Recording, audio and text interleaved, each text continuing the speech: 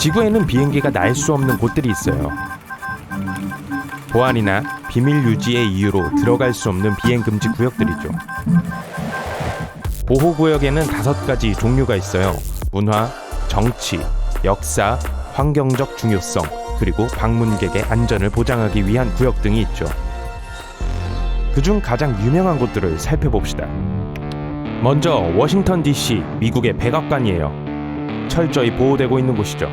해발 5,500m 이하라면 아무도 그 위를 날아갈 수 없어요. 백악관과 가까운 곳에 공항이 있는데 이 제한은 조종사와 승객들에게 많은 어려움을 주죠. 조종사들은 실수로 제한구역에 들어가지 않게 아주 조심스럽게 조종해야 해요. 왜냐하면 그 결과가 꽤 심각하거든요. 승객들은 보통 비행 시작 시에 별로 즐거운 시간을 보내지 못해요. 모두 보호구역에 들어가는 걸 피하기 위해 조종사들이 수행하는 것들 때문이죠. 2005년에 한 번은 한 조종사가 실수로 이 구역으로 방향을 틀었어요. 그리고 그것 때문에 미국 국회의사당이 대피를 했어요. 그들은 절대 만전을 기해요. 만약 보호공역에 누군가 혹은 뭔가가 있는 경우 기본적으로 위험하다고 간주하죠. 다음은 캠프 데이비드예요. 1938년 미국 메릴랜드 시골에 지어졌어요. 원래 캠프의 이름은 하이캐톡틴이었어요. 하지만 1953년 미국의 34대 대통령 드와이트 D 아이젠하워가 자신의 아버지와 손자를 기리기 위해 캠프 데이비드라고 이름을 지었어요. 캠프 데이비드는 미국 대통령의 시골 별장이에요.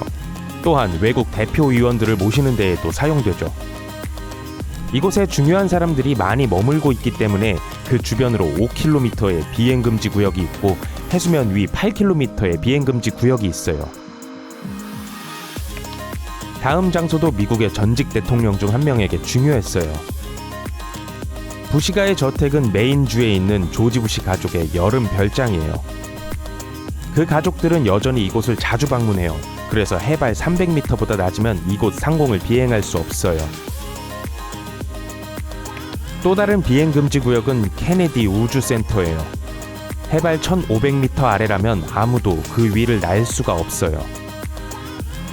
이곳은 나사의 섬 안팎의 활동 때문에 철저히 보호되고 있어요. 다음 장소는 여기 캐나다와의 국경에 있는 미국 미네소타 북부예요. 이 황야지대는 바운더리 워터스 카누 지역 자연보호구역이라고 불려요. 이곳은 국립휴양지이자 미국에서 가장 많은 사람들이 하이킹, 낚시, 카누를 타러 가는 방문객이 많은 야생지역이에요. 이 아름다운 자연지대 보호는 1902년에 시작되었어요. 1949년 전체 지역의 영공 해발 1200m 이내도 보호받게 되었어요. 이곳에서는 모터보트와 스노우모빌도 금지되어 있어요. 모두 자연의 아름다움과 황야를 보호하기 위해서죠. 제 목록에 있는 또 다른 장소는 짐작 못하실걸요? 디즈니랜드와 디즈니월드예요. 네, 디즈니랜드 영공은 백악관과 케네디 우주센터의 보호 수준을 갖추고 있어요. 특별 면제 없이 테마파크의 상공을 비행하는 것이 금지되어 있죠. 그리고 이 제한은 해발 900m 높이까지 가요. 이 법은 공원과 방문객의 안전을 보장하기 위해 2003년에 도입되었어요. 요즘에는 단 하나의 비행기나 드론도 이곳의 상공을 비행하는 걸 절대 볼 수 없을 거예요. 특별 허가를 받지 않는 한 말이죠. 이제 세계로 가볼게요. 미국에만 이런 금지법이 있는 게 아니에요. 세계에는 제가 이미 언급한 곳과 같은 보호구역들이 더 많이 있어요. 지구 표면에 있는 이 거대한 구멍부터 시작해볼게요. 지름이 1200m예요. 이것은 세계에서 가장 높은 빌딩인 부르즈 할리파보다 더 커요. 사실 부르즈 할리파의 1.5배죠.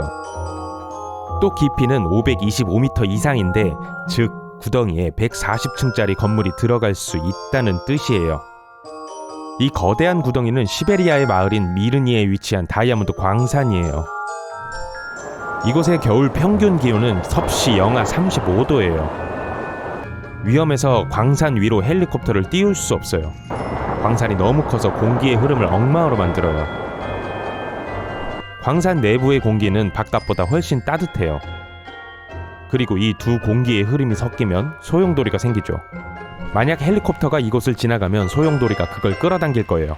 그러면 기계의 고도가 떨어져 추락하게 될 거예요. 또 다른 장소는 버킹엄 궁전이에요. 군주들을 보호하기 위해 이 건물 상공을 비행하는 게 금지되어 있어요. 이 궁전은 단순히 여왕이 거주하는 곳이 아니에요. 외국 대표들과의 회의가 많이 열리는 영국의 행정본부이기도 하죠. 왕실이 거주하는 곳이기 때문에 비행기들은 윈저 성 위를 날 수 없어요. 페루는 2006년에 유명한 랜드마크인 마추픽추 위를 비행하는 걸 금지시켰어요. 이 금지는 랜드마크의 유산과 야생동물을 보호하기 위한 것이었어요. 다음은 인도의 타지마할이에요. 1653년에 완공된 이 묘는 인도의 북부 아그라에 위치해 있어요. 이곳은 세계에서 가장 잘 알려진 곳 중 하나이며 유네스코가 지정한 세계문화유산으로 보호받고 있죠. 매년 600만 명 이상이 찾는 이곳이 보호받는 건 당연하겠죠. 이 지역은 2006년부터 비행 금지 구역이 되었어요. 이 법은 건물과 방문객을 보호하기 위해 제정되었어요. 비록 공식적인 금지는 없지만 비행기들은 지구의 특정 지역을 피하는 걸 선호해요. 그 중 하나가 히말라야예요. 히말라야 산맥은 6,000m를 넘고 지구에서 가장 높은 곳인 8,850m에 달하는 에베레스트 산도 있죠. 대부분의 비행기들은 약 9,145m에서 비행하는데 이건 산봉우리에 너무 가까워요. 그래서 최소 거리를 유지하기 위해 비행기는 더 높이 날아야 하는데 그건 불가능해요. 또 산 너머 바람이 너무 강해서 비행기를 조종하는 게 어려워져요. 비행기는 비상 착륙을 할 수 있는 곳과 최고의 레이더 서비스를 갖춘 항로를 필요로 해요. 비행 중에 뭔가 잘못됐을 경우를 대비해서요. 문제는 히말라야에는 레이더 서비스가 거의 없단 거예요. 그리고 조종사들은 지상의 항공교통 관제사들과 의사소통할 수 없을 거예요. 긴급 착륙은 평지에서만 가능하며 히말라야 지역에는 그런 곳이 하나도 없어요. 사방에 산이 있어서 위험 부담이 너무 커요. 이걸로도 충분히 위험하지 않다고 생각되면 더 있어요. 만약에 이런 고도에서 항공기에 예를 들어 객실 감압 같은 일이 일어나면 비행기에는 약 20분 동안만 숨 쉴 수 있는 산소가 있을 거예요. 이 산소가 떨어지면 비행기는 비축량을 보충하기 위해 해수면으로부터 최소 3,050m 내려와야 해요. 그리고 이건 히말라야에서는 불가능한 일이죠. 사방에 산이 있으니까요. 또 다른 험난한 항로는 극을 지나가요. 그리고 그걸 타려면 비행기는 특별 승인이 필요해요. 여기서 문제는 극이 항공기의 항법 시스템을 엉망으로 만들 수 있다는 거예요. 그곳에서 나침반은 완전히 날뛰어서 쓸모없게 되어버려요. 지구의 북극에는 끊임없이 변화하는 아주 강한 자기장이 있어요. 자기장이 움직이면 진북선은 조종사들이 장치에서 보는 것과 달라지기 시작해요. 그러면 정확한 활주를 찾는 게 어려워지죠. 그런데 활주로 이름은 진북극에서 얼마나 멀리 떨어져 있느냐에 따라 지어져요. 자기장이 움직여서 조종사가 항해를 조절하게 되면 정확한 활주로에 착륙할 수 있을지 확신할 수 없게 돼요. 그래서 그곳엔 오직 몇 대의 비행기만 실제로 날 수 있어요. 그리고 그곳에 여행하려면 특별한 준비를 거쳐야 하고 특별한 항법 장치와 승인을 얻어야 해요. 그럼에도 아무도 북극위를 바로 비행하지 않아요. 비록 비행기가 바다와 약간의 물 위를 날지만 육지를 지나는 대체 경로가 있다면 비행기는 항상 그걸 선택할 거예요.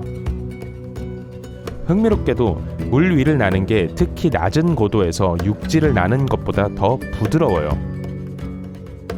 거기에 난기류가 덜하기 때문이에요.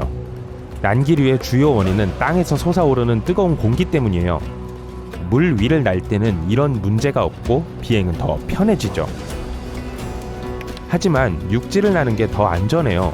여러분은 어떨지 모르겠지만 전 비상시에 착륙할 기회가 없으니 차라리 약간 흔들리는 게 나아요. 대양 횡단을 하는 비행기들은 보통 4개의 엔진을 갖고 있어요.